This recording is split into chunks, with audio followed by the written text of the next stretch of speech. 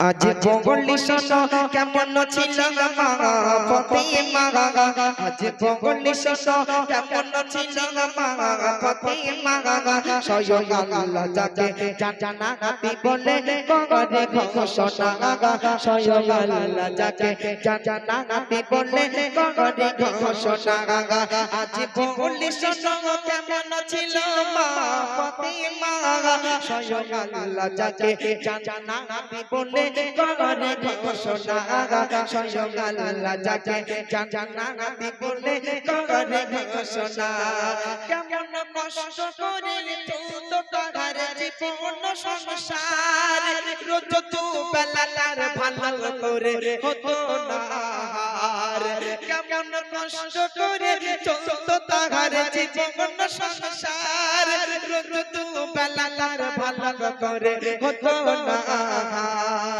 তালি দেওয়া বোরকা পরে সে জীবন কাটালো, তার সংসারে বাতি জ্বালালো তেল নাই ছিল। আলী যে গরিব,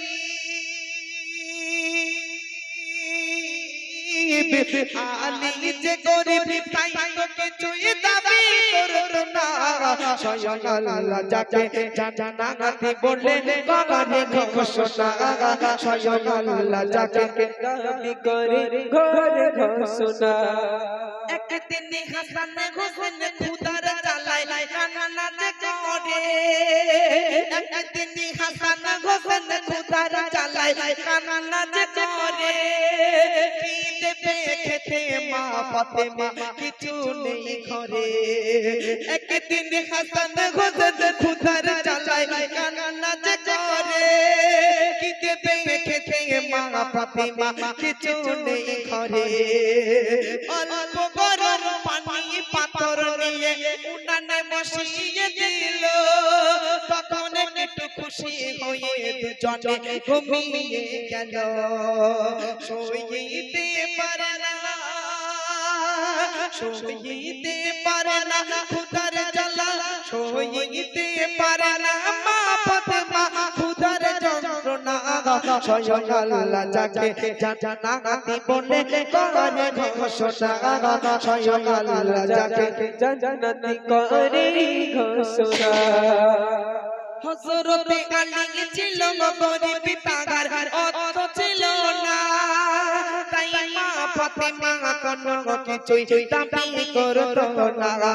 হযরতে আলী ছিল গরিব, তাগার অর্থ ছিল না, তাই মা ফাতেমা কোনো কিছুই দাবি করতো না।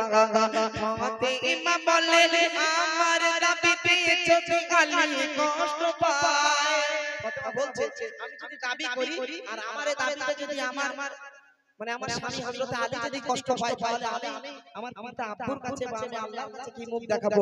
তাই কবি অতি সুন্দর মূল্যবান কথায় বলছে, হযরত আলী ছিল গরিব, তাগারে অর্থ ছিল না, তাই মা ফাতেমা কোনো কিছুই দাবি করতো না।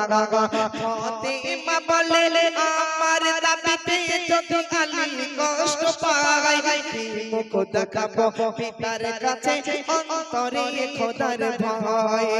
বলে আবিবুল, বলে মনিরুল, এমন নারী দ্বিতীয় হবে না। স্বয়ং আল্লাহ যাকে জান্নাতি বলে করে ঘোষণা, স্বয়ং আল্লাহ যাকে জান্নাতি বলে করে ঘোষণা, স্বয়ং আল্লাহ যাকে জান্নাতি বলে করে ঘোষণা। একদম নতুন গজল বলেছি। আরেকটা নতুন বলবো আরো।